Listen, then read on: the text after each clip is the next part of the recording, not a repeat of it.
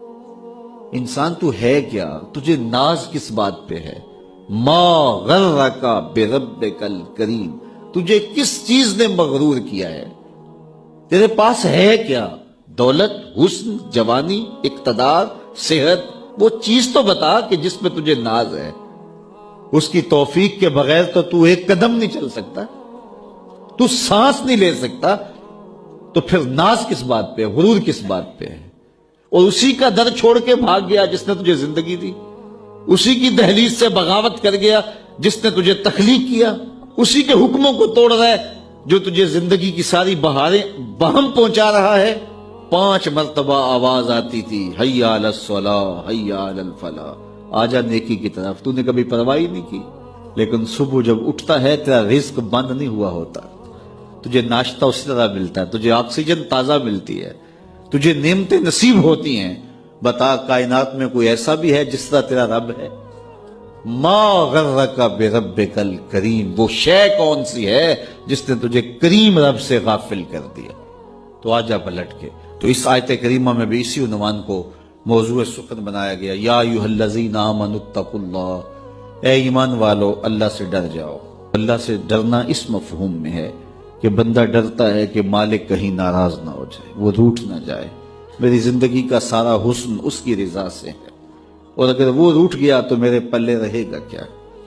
دیکھیے جب اللہ روٹھتا ہے، ناراض ہوتا ہے تو رزق بند نہیں کرتا، اللہ ناراض ہوتا ہے تو آکسیجن بند نہیں کرتا، سورج کو حکم نہیں ہوتا کہ فلاں میرا نافرمان ہے، تیری کرنیں اس کے آنگن میں نہیں جانی چاہیے، چاند کو منع نہیں کیا جاتا فلاں کے آنگن میں چاندنی نہیں بکھیرنی، آکسیجن روک دی نہیں جاتی، کھانے روک نہیں دیے جاتے۔ جب اللہ کسی سے ناراض ہو جاتا ہے ہدایت روک دیتا ہے، اللہ کسی سے ناراض ہوتا ہے تو من اجڑ جاتا ہے، اللہ جب کسی سے ناراض ہوتا ہے تو سجدوں کی توفیق نہیں ملتی، اللہ جب کسی سے ناراض ہوتا ہے تو خشیت الہی کے جذبے چھین لیے جاتے ہیں، تو وہ یہ دولتیں لے لیتا ہے۔ بندہ سمجھتا ہے میں نماز پڑھنے نہیں جاتا، اور تو کون ہے نہ جانے والا، وہ بلاتا ہی نہیں ہے، تجھے توفیق سجدہ ہی نہیں دیتا ہے، تو کون ہے؟ تو بھاگتا ہوا جائے۔ یار کسی کو کارڈ آیا ہو کسی منسٹر کا تو وہ کئی لوگوں کو دکھاتا پھرتا ہے، آج کل تو وہ جو ہے وہ شیئر کر دیتے ہیں، جی مجھے فلاں نے بلایا ہے، تو لوگ جلیاں ڈالتے ہوئے جاتے ہیں، فلاں نے بلایا، تو رب نے بلایا ہو تو کوئی جائے نا؟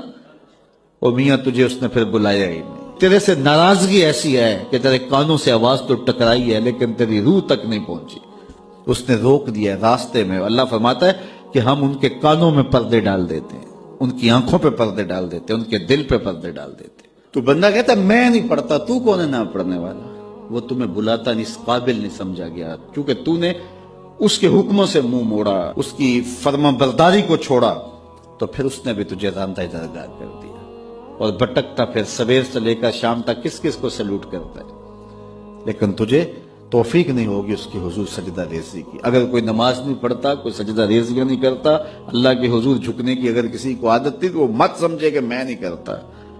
اللہ اکبر، اس سے چھین لی جاتی ہے توفیق، چھین لی جاتی ہے توفیق۔ تو اللہ سے توفیق مانگو کہ اللہ ہم سے کبھی بھی اپنی توفیق نہ چھینے، ہمیشہ ہماری پیشانیوں کو سجدے نصیب کرے۔ تو کہا اے ایمان والو اللہ سے ڈر جاؤ، اللہ اکبر، یعنی اس سے محبت کرتے ہو تو اس کی ناراضگی سے ڈر جاؤ، کہیں وہ روٹھ نہ جائے، وہ ناراض نہ ہو جائے۔ کہ ایک دن حضور کا درائے رحمت جوش میں تھا، اور حضور نے فرمایا عائشہ جو مانگنا ہے مانگ لو۔ میں نے عرض کی یا رسول اللہ اگر آپ اجازت دیں تو میں اپنے باپ حضرت ابو بکر صدیق رضی اللہ تعالیٰ عنہ سے مشورہ نہ کر لوں کہ میں نے کیا مانگنا ہے؟ تو فرمایا کہ جاؤ مشورہ کر لو، مشورے کی اجازت بھی ہو گئی۔ میں اپنے والد گرامی کی خدمت میں حاضر ہوئی اور کہا کہ دریائے رحمت جوش میں ہے اور رحمت کا باڑا برس رہا ہے۔ حضور نے فرمایا عائشہ جو مانگنا ہے مانگ لو، یہ اتنا سنہری موقع ہاتھ آیا ہے، تو میں چاہتی ہوں کہ کوئی مانگوں تو اہم شے مانگوں، تو آپ کی خدمت میں حضور سے اجازت پا کے حاضر ہوئی ہوں، مجھے بتایا جائے کہ میں حضور سے کیا مانگوں، تاکہ کوئی چھوٹی چیز نہ مانگوں، بڑی چیز مانگوں۔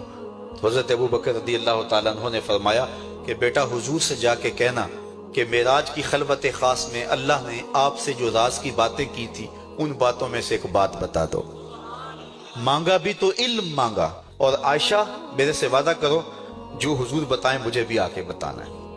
ام المومنین حاضر خدمت ہو گئیں، हुजूर ने पूछा आयशा मशवरा हो गया? कहा जी हुजूर हो गया। कहा मांगो, क्या मांगती हो? कहा हुजूर मेराज की खलवत खास में जब अल्लाह के हुजूर हाजिर हुए तो रब ने आपसे राज की बातें की, तो उन बातों में से एक बात बता दें। हुजूर मुस्करा पड़े। इस बात पे मुस्कराए होंगे मेरे यारे गार का इंतखाब कैसा है, या इस बात पे मुस्कराए होंगे कि राज की बात बता दूं तो राज राज न रहा, लेकिन वादा किया था। कहा आयशा सुनो, जब मैं कुर्बे खास में पहुंचा तो मेरे मालिक ने मुझसे राज की जो बातें की उनमें से एक बात ये थी, महबूब तेरी उम्मत में से कोई शख्स किसी शख्स का टूटा हुआ दिल जोड़ दे तो मेरे ऊपर लाजिम है बगैर हिसाब के जन्नत अता करो।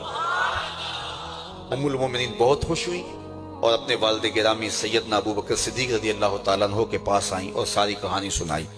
बहुत खुश थी, लेकिन हजरत अबू बकर सिद्दीक रज़ी अल्लाह तआला अन्हु ने सुना तो रोने लगे। तो उम्मुल मोमिनीन सैयदा आयशा रज़ी अल्लाह तआला अन्हा ने अर्ज किया, मेरे वालिद गिरामी ये बात रोने वाली तो नहीं है, हम बसा औकात किसी दुखी के काम आ जाते हैं, किसी का दुखड़ा बैठ के सुन लेते हैं, किसी की ढारस बना देते हैं, किसी के काम आ जाते हैं, ये तो बख्शिश का बहाना हाथ आ गया और आप इस पे रो रहे हैं। तो फरमाने लगे आयशा इसको माकूस भी पढ़ो, तस्वीर का दूसरा रुख भी देखो।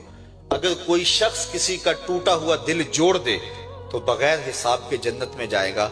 इसका दूसरा रुख यह है, अगर कोई किसी का दिल तोड़ बैठे तो सीधा जहन्नम में जाएगा। मैं इस बात पे रो रहा हूं कि हमसे किसी का दिल ना टूट गया हो। तो आज की इस मजलिस के अंदर क्या ये दो बातें मैं और आप अपने पल्ले बांध सकते हैं? एक का ताल्लुक हुकूकुल इबाद से है और एक का ताल्लुक हुकूकुल्लाह से है। हुकूकुल्लाह में सबसे अहम चीज नमाज है और पहला सवाल क़यामत के दिन नमाज का ही होगा। अल्लाह मुझे आपको 5 गाना नमाज की तौफीक नसीब करे और हमें तौफीक नसीब करे कि हम किसी के दिल शिकस्तगी का सामान न करें। रसूल करीम सल्लल्लाहु अलैहि वसल्लम ने इरशाद फरमाया, अगर तुम में से किसी शख्स के दरवाजे के सामने से नहर गुजरती हो और वो दिन में 5 मरतबा वहां से गुस्ल करता हो, सहाबा मुझे बताओ उसके बदन पे कोई मैल कुचैल रहेगा? तो सहाबा ने अर्ज किया, अल्लाह के रसूल उसके बदन पे कोई मैल कुचैल नहीं रह सकता जो दिन में 5 मरतबा गुस्ल करता है। फरमाया ये 5 नमाजों की मिसाल है, जो 5 नमाजें पढ़ता है उसके बदन पे गुनाहों का मैल नहीं रहता है, अल्लाह उसे सुथरा कर देता है, उसे पाक कर देता है। एक नमाज से लेकर दूसरी नमाज का वक्त, दरमियान में जितना वक्त है इसके जितने गुनाह हैं, दूसरी नमाज इन गुनाहों का कुफारा है। हजरत सलमान फारसी और हजरत अबू उस्मान सफर पे जा रहे थे, पतझड़ का मौसम था, एक दरख्त आया जिसके पत्ते जर्द हो गए थे। तो हजरत सलमान फारसी ने शाख पकड़ी और झटका दिया, सारे पत्ते गिर गए। तो कहा अबू उस्मान तूने मुझे पूछा नहीं कि ये मैंने क्यों किया है? हजरत अबू उस्मान ने कहा मैंने नहीं पूछा, आप बताएं आपने ऐसा क्यों किया है? तो हजरत सलमान फारसी कहने लगे, एक दिन मैं रसूलुल्लाह के साथ था, सफर पे था, ऐसे ही एक दरख्त आया जिसके पत्ते जर्द हो चुके थे, हुजूर ने शाख पकड़ी, जुम्बश दी, झटका दिया, पत्ते गिर गए। हुजूर ने मुझे देखा और कहा, ए सलमान तूने मुझे पूछा नहीं कि मैंने ऐसा क्यों किया है? तो मैंने कहा बंदा नवाज आप बता दें आपने ऐसा क्यों फरमाया है? फरमाया सलमान जिस तरह मैंने इस शाख को जुम्बश दी और इस पर कोई भी पत्ता नहीं रहा, सारे गिर गए, जब बंदा नमाज के लिए खड़ा हो जाता है बदन के सारे गुनाह जड़ जाते हैं। अल्लाह की तौफीक से मेरा ख्याल है कि आप सारे लोग नमाजी होंगे और मेरी माएं बहनें और बेटियां जो तशरीफ लाई हैं उन्हें भी 5 गाना नमाज का शऊर और तौफीक नसीब होगी। आज हम यहां से अज़म करके जाना है कि हमारे खानदान में, हमारे रिश्तेदारों में, हमारी औलादों में अगर बदकिस्मती से कोई बेनमाजी है तो आज अज़म करके जाएं कि वो बेनमाजी ना रहे, इतने जोर से तबलीग करेंगे कि वो नमाज पढ़ने पे मजबूर हो जाएंगे। ये औलाद के साथ हमदर्दी नहीं है, सारी रात औलाद जागती रहे और जब नमाज का वक्त आ जाए तो माँ कहती है बेटे सो जा, अब तो अजान का वक्त हो गया। हालांकि चाहिए था कि अब तो उठ जा, अब अजान का वक्त हो गया, लेकिन माँ उस वक्त अगर सुला दे तो क्या ये गवारा करती है कि मेरा बेटा जहन्नुम की आग में जले? माँ अपनी औलाद को जगाए, उससे हमदर्दी ये नहीं है कि अब उसको सोने दे, बेचारा सारी रात जागता रहा है। सारी रात जागने का उसे हुक्म किसने दिया था? फजर के वक्त जागने का हुक्म है, जब रहमत अल्लाह की बट रही है तो उसको बेदार करे, उसको जगाए। कड़कती धूप है, आजकल मौसम कितना गर्म है, तो अगर बच्चा धूप में खड़ा हो और उसके पांव जुलस रहे हो तो मां गवारा करती है, भाग के उचक लेगी बच्चे को कि मैं उसे धूप से, तमाजत से, गर्मी से बचा लूं। तो क्या हशर की कड़कती धूप में बेटा پسینے میں شرابور ہو اور وہ پسینہ آگ سے بھی زیادہ گرم ہو تو کوئی ماں یہ گوارا کرتی ہے؟ یقیناً نہیں کرتی. تو نہیں کرتی تو اس کو اپنی اولاد کو 5 گانا نماز کا خوگر بنانا ہوگا. نماز کی توفیق اللہ سے مانگو. آج کے اس اجتماع میں یہی پیغام ہے اور یہی دعوت ہے اور یہی قرآن مجید کی تعلیمات کا خلاصہ ہے. 1 بار نہیں، 2 بار نہیں، 10 بار نہیں، 20 بار نہیں، 100 بار نہیں. قرآن و حدیث کے اندر 750 مرتبہ نماز کا حکم آیا ہے. اب ذرا غور کیجئے، 1 مرتبہ کہہ دینا کیا کافی نہیں ہے؟ لیکن 750 مرتبہ تمہارے کریم رب نے تمہیں بار بار کہا ہے، تمہارے کریم رسول نے تمہیں بار بار کہا ہے کہ نماز پڑھو. تو اگر ہم اتنی بار سننے کے بعد بھی نماز نہیں پڑھیں گے تو پھر ہم کہاں کھڑے ہوں گے؟ اور دوسری بات ہے کہ اتنی تاکید کی گئی ہے، اتنی تاکید کی گئی ہے، تو یہ کتنا بڑا جرم تھا نماز کا ترک کرنا کہ بار بار کہا گیا ہے. ایک شخص نے حضور کی خدمت میں سوال کیا، حضور لوگوں میں سب سے اچھا شخص کون سا ہے؟ تو آقا کریم نے کیا جواب دیا؟ جس کی عمر زیادہ ہو، عمل اچھے ہوں. تو کہا پھر لوگوں میں سب سے شریر آدمی کون سا ہے؟ سب سے برا آدمی کون سا ہے؟ قال من طال عمرہ وسع عملہ، جس کی عمر لمبی ہو اور اس کے عمل برے ہوں. بوڑھا ہو جائے برائیاں نہ چھوڑے، ہڈیاں کمبن گوڈے کھڑکن تے اڑ گیا لک تیرا، اجے بھی بدیوں باز نہ آئوں جیو مرد دلیرا. وہ کہتے ہیں نانا بن گیا دانا نہیں بنا. تو جس کی عمر زیادہ ہو لیکن اس کے عمل کرتوتیں اچھی نہ ہو، بوڑھا ہونے کے باوجود بھی شرارتیں کرتا ہو، 2 آدمیوں کو لڑاتا ہو، میاں بیوی کے درمیان تنازع کھڑے کر دیتا ہو، خاندانوں کے اندر شر پھیلاتا ہو، لڑائیاں پیدا کرتا ہو، متکبر ہو، اس کی چال ڈھال متکبرانہ ہو، اس کی نظر میں حیا نہ ہو، اس کی زبان گندگی اور غلاظت بکتی ہو، گالیاں دیتا ہو، عمر ہو گئی ہے لیکن اس کے عمل اچھے نہیں. فرمایا سب سے اچھا شخص دیکھنا ہے تو وہ ہے کہ جس کی عمر زیادہ ہے، عمل اچھے ہیں. سب سے برا شخص دیکھنا ہے تو وہ ہے جس کی عمر زیادہ ہے، عمل برے. اگلی روایت حضرت ابو کبشہ الانماری رضی اللہ تعالی عنہ سے مروی ہے، میرے حضور نے فرمایا 3 چیزیں ایسی ہیں جن پر میں محمد ہو کے رب کی قسم اٹھاتا ہوں. ان میں سے پہلی بات یہ ہے کہ میں قسم کرتا ہوں کہ صدقے سے مال کم نہیں ہوتا. اور دوسری بات، اگر کسی نے کسی پہ زیادتی کی اور اس نے کہا جا میں نے معاف کر دیا، تو حضور فرماتے ہیں میں قسم دیتا ہوں اس کی عزت کم نہیں ہوگی. ہو سکتا ہے کوئی شریک کہہ دے اور ڈر دے معاف کرتا ہی، کہا وہ کہہ دے، لیکن میں محمد قسم دیتا ہوں کہ عزت کم نہیں ہوگی. میں رب سے عزت لے کے دوں گا اسے. اللہ اکبر. تیسری بات، جب کوئی شخص سوال کا دروازہ کھول دیتا ہے، مانگنے لگ جاتا ہے، تو میرے حضور فرماتے ہیں میں قسم اٹھا کے کہتا ہوں اللہ اس پر محتاجی کا دروازہ کھول دیتا. جو مانگنے لگ جاتا ہے پھر مانگتا ہی رہتا. ہم نے دیکھا کچھ لوگ بچپن سے مانگتے ہیں، بڑھاپے تک مانگتے رہتے ہیں، ان کی کبھی ضرورت پوری نہیں ہوئی. یہ قرض مانگنے کی عادت جس کو پڑ جائے تو وہ بھی ساری زندگی قرض ہی مانگتا رہتا ہے، ہر وقت مقروض.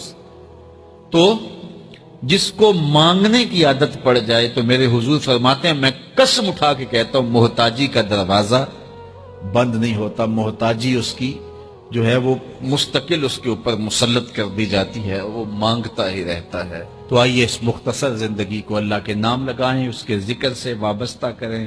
دنیا میں 4 طرح کے لوگ پائے جاتے ہیں. پہلا بندہ وہ جس کو اللہ نے مال بھی دیا ہے، علم بھی دیا ہے، شعور بھی ہے، ضروریات دین کا علم بھی ہے، اللہ تعالیٰ نے اس کو فہم عطا کیا ہے، علم دیا ہے، اور وہ اس مال میں اپنے رب سے ڈرتا ہے کہ اس کو غلط جگہ خرچ نہیں کرنا، اور صلہ رحمی بھی کرتا ہے، رشتہ داروں کے حقوق کا خیال بھی رکھتا ہے، اس میں جو اللہ کا حق ہے اس کو بھی ادا کرتا ہے، صلہ رحمی بھی کرتا ہے، اللہ کا حق ادا بھی کرتا ہے، اور جو ہے وہ اللہ سے ڈرتا بھی ہے، مال کو غلط خرچ بھی نہیں کرتا. میرے حضور فرماتے ہیں کائنات میں سب سے افضل شخص دیکھنا ہے تو یہ شخص ہے.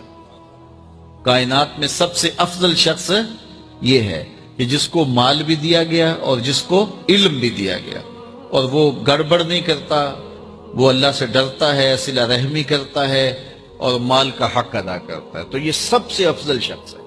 دوسرا وہ شخص جس کے پاس علم تو ہے لیکن مال اس کے پاس نہیں ہے، اور وہ نیت کا بڑا سچا ہے، سچے دل سے کہتا ہے اگر میرے پاس مال ہوتا تو میں فلاں کی طرح عمل کرتا.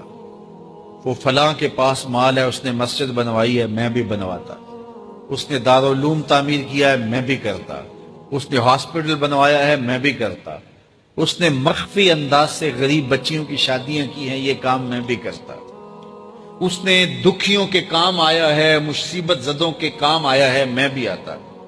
تو وہ کہتا ہے کاش کہ میرے پاس، اور یہ سچے دل سے کہہ رہا ہے، یہ نہیں کہ ہوتا تو پھر یہ اوپر اس میں کہہ رہا ہے ہو تو پھر تیور ہی بدل جاتے ہیں. صادق کو نیت ہوتا ہے کہ اگر واقعی اس کو وہ نصیب ہو جائے تو وہ وہی کھڑا نظر آئے.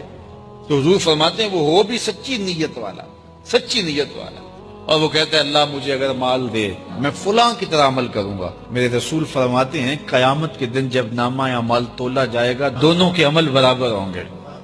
اس نے خرچ کیا اور اس نے صرف نیت کی تو دونوں برابر کھڑے ہوں گے.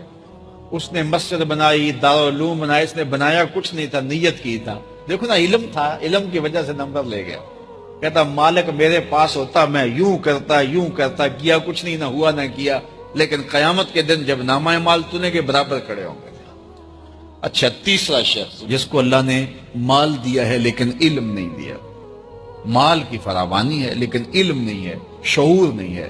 جہالت کی وجہ سے وہ مال میں گڑبڑ کرتا ہے اور اپنے رب سے بھی نہیں ڈرتا، ولا یصل رحمہ، اور صلہ رحمی بھی نہیں کرتا، اور اس کے اندر اللہ کا جو حق تھا وہ بھی ادا نہیں کرتا.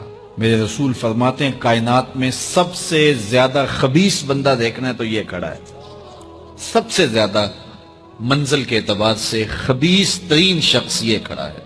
چوتھا شخص کون سا ہے؟ جس کے پاس علم بھی نہیں ہے، جس کے پاس مال بھی نہیں ہے، اور وہ کہتا ہے کہ اگر میرے پاس مال ہوتا تو میں بھی فلاں کی طرح عیش کرتا، میں بھی یوں موج میلہ کرتا، مستیاں کرتا، شرابوں کے جام لڑاتا، یوں ناچ گانا کی محفلیں، رقص و سرود کی مجالس منعقد کرتا، میں بھی پھر من کی خوشیاں پوری کرتا. تو وہ جہالت کی وجہ سے وہ کہتا ہے کہ اگر میرے پاس مال ہوتا تو میں بھی اس کی طرح عیش و عشرت کرتا. اللہ اکبر. میرے رسول فرماتے ہیں کل قیامت کے دن جب نامہ اعمال تولے جائیں گے تو دونوں ایک ہی جگہ پہ کھڑے ہوں گے. اس نے کیا بھی کچھ نہیں لیکن اس کے ساتھ کھڑا ہوگا. ہم اپنے آپ پہ غور کریں، اپنی زندگی پہ غور کریں، ہم کہاں کھڑے ہوئے ہیں. یہ بات تو ہمیں کہی گئی تھی نا کہ جو الطہور نصف الایمان، صفائی آدھا ایمان ہے. لیکن یہ ان لوگوں نے اپنا لیا کہ جن کے مذہب میں نہانا اور غسل کرنا روا نہیں تھا. آپ جو ہے وہ فرانس کی خوشبوئیں پوری دنیا کے اوپر مشہور جانتے ہیں. کبھی اس کا پس منظر بھی جو ہے وہ معلوم کیا کہ کیا ہے؟ کیونکہ یہ غسل نہیں کرتے تھے اور بدن سے اتنی بدبوئیں اٹھتی تھی کہ ان پر جو ہے خوشبو اس پر غالب کرنے کے لیے طرح طرح کی خوشبوئیں یہاں آئیں تاکہ جو ہے وہ بدبو سے لوگ ناک پہ جو لوگ ملنے آتے وہ ناک پہ ہاتھ رکھ لیتے. ان کے بادشاہوں کے جسموں سے بدبو آیا کرتی تھی، ان کے ہاں نہانا نہیں تھا. یہ تو مسلمانوں نے آ کے سکھایا. اور جب اندلس انہوں نے فتح کیا تو اس وقت جو وہاں واشروم انہوں نے بنائے تھے مسلمان، سب سے پہلے انہوں نے غالب آ کے ان کو توڑا اور پھر اسی روش میں چلے گئے. پھر آہستہ آہستہ انہوں نے سوچا کہ یار دیکھو تو صحیح. اور آج صفائی پسند وہ ہو گئے، آج گلیاں ان کی صاف ہیں، آج بازار ان کے صاف ہیں، آج ملک انہوں نے ایسے بنا کے رکھے ہیں جیسے ایک سگڑ بی بی اپنا گھر سنوار کے رکھتی ہے اور ہمارے گلی کے اندر ہم کچرا پھینک کے گھر چلے جاتے ہیں. میں بعض کا گزرتا ہوں، چونکہ تنگ گلیوں میں بھی جاتا ہوں، بازاروں میں بھی جاتا ہوں، پیدل بھی جاتا ہوں اور سواریوں پہ بھی جاتا ہوں. آپ بھی یہ منظر دیکھتے ہیں کہ 6 فٹ کی گلی ہوتی ہے تو دونوں جانب نالیاں ہو رہی ہوتی ہیں، تو درمیان میں صرف 3 فٹ جگہ ہوتی ہے. میاں ایک سائڈ نالی بنا لو، چلو گلی کشادہ ہو جائے. لیکن ادھر والے نہیں مانتے کہ ہماری جانب نالی ہو، وہ کہتے ہیں ادھر نہیں مانتے، چلو فیصلہ کیا کہ دونوں جانب نالیاں ہوں. جب قوم کا مزاج یہ ہوگا تو کیا قوم ترقی کرے گی جو اتنی قربانی بھی نہیں دے سکتی؟ تو اب گندگی کے ڈھیر جگہ جگہ پڑے ہوئے ہیں. حکومت کو چھوڑیں آپ، حکومت کی ترجیحات، حکومت کی دلچسپیاں، ان کے معاملے، وہ تو جو کرتے ہیں. جو فریضہ ہمارا تھا ہم نے وہ نبھایا، ہم نے اس فریضے کو پورا کیا. تو ہم اپنے رویوں پہ غور کریں. ہمارے آقا نے ہمیں کتنا ستھرا دین دیا تھا، کتنا پیارا دین دیا تھا. میں نے اس مرتبہ میلاد کے موقع پہ کہا کہ دیکھو ہماری ترجیحات کہ ہم نے پورا، میں گلی سے گزرا تو وہ گلی کے اوپر پورا وہ گوٹا کناری کی ہوئی تھی اور ڈنڈیاں بھی اور چراغاں بھی کیا تھا اور بہت زیادہ پیسے لگے ہوئے ہوں گے. تو نیچے جو ہے وہ گلی تو وہ کچی تھی. تو میں نے کہا اگر یہ اوپر نہ ہوتا, نیچے کنکریٹ کی گلی ان پیسوں سے بن جاتی, تو یہ رسول اللہ زیادہ خوش نہ ہوتے اور حضور کی امت کو زیادہ نفع نہ ہوتا اور یہ میلاد کے نام پہ ہو جاتا.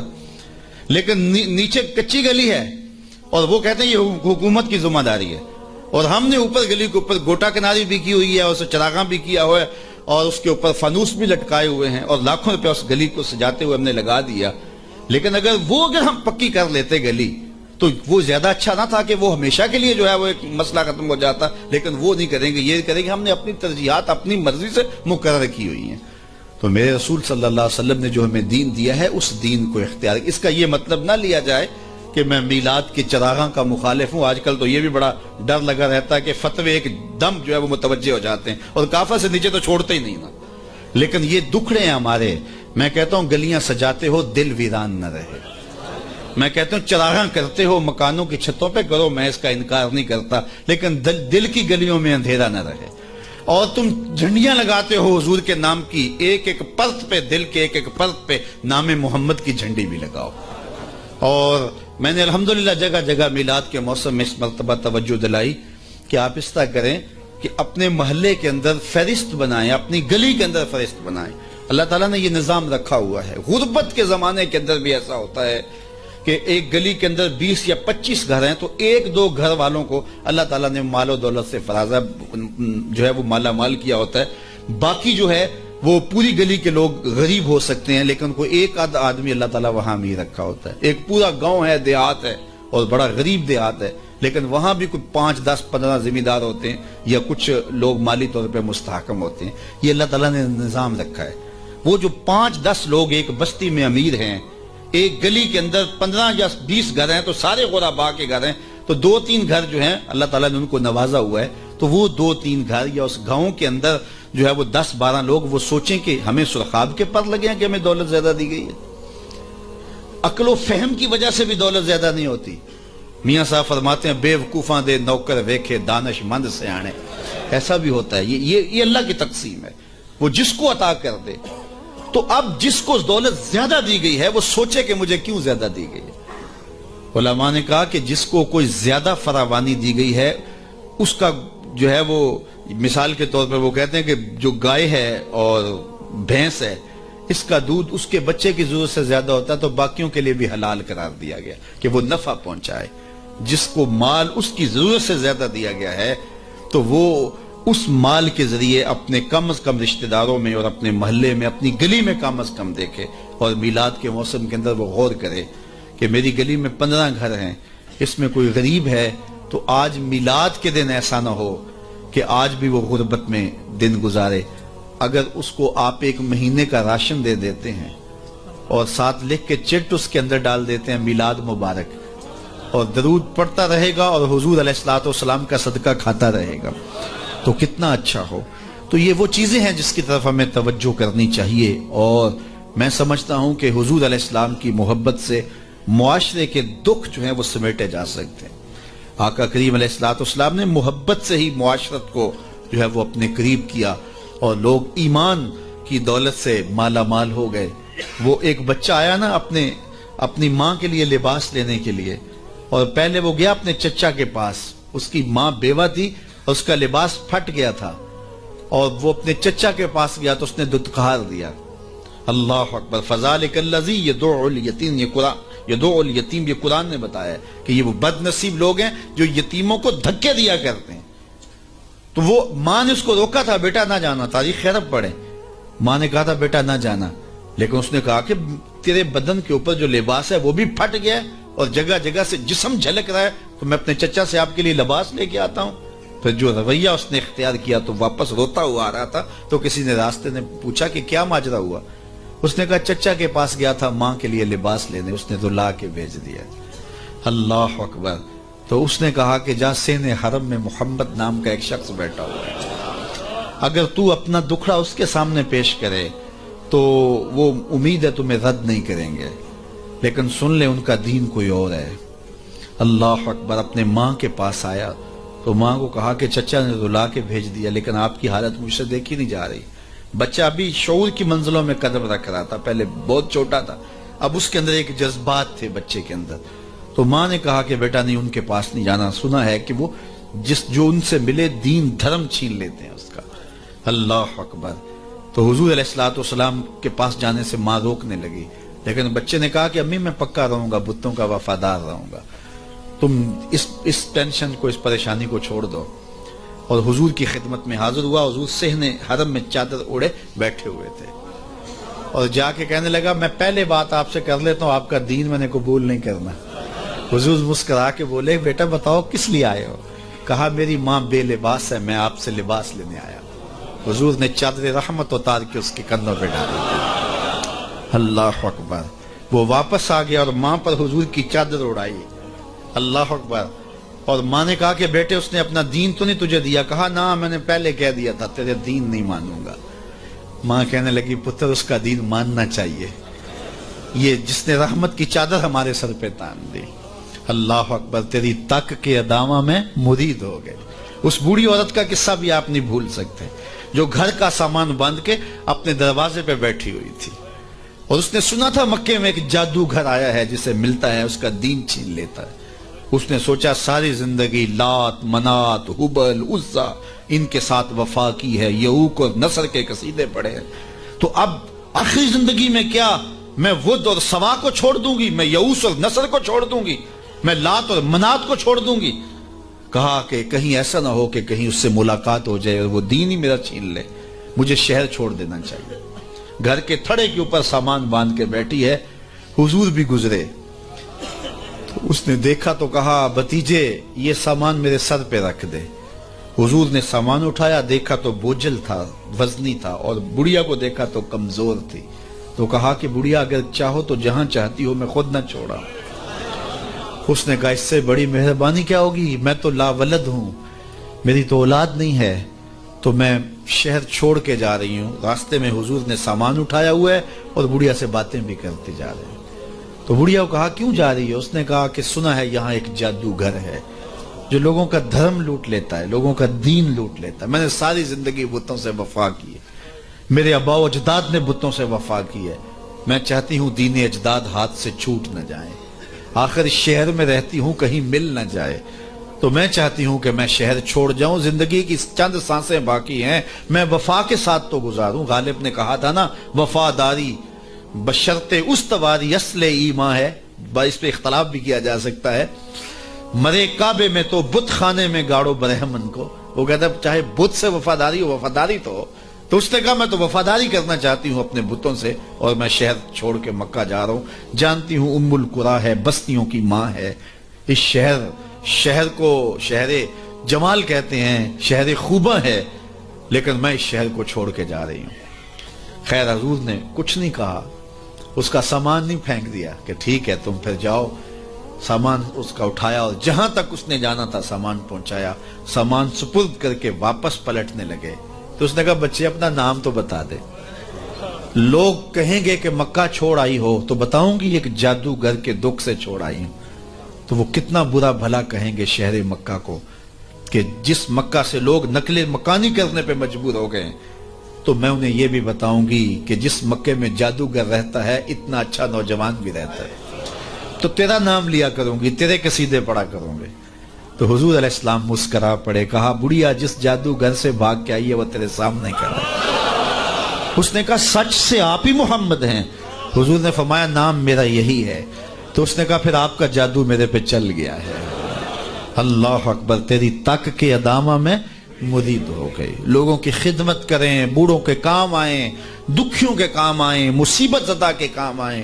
حضور یتیم ہو کے یتیم پرور تھے, لاچاروں کی مدد کرتے, لوگوں کے گھروں میں پانی بھر کے دے دیتے, اور دکھیوں کے کام آ جاتے اور مصیبت زدوں کے کام آ جاتے.